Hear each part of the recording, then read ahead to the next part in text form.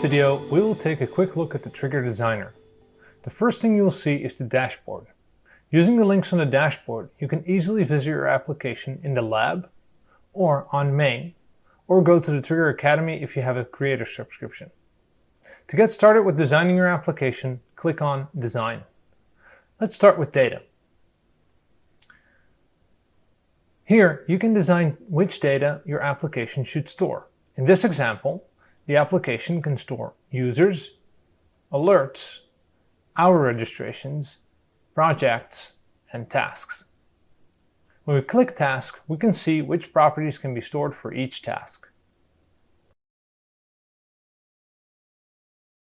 The next part is flow parts, which are reusable process blocks. Triggre creates many flow parts for you automatically, and you can also create custom flow parts, such as this one. When we click the flow part, we can edit it. Flow parts can be used in automation flows and user flows. Let's take a look at automation flows first. Automation flows are processes that run in the background. This one is very simple and only runs a single flow part.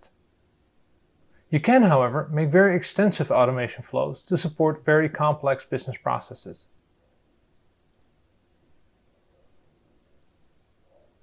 User flows are a combination of user interface and workflow. As you can see, they are basically visual processes including pages, actions the user can do such as add, and processes that are executed.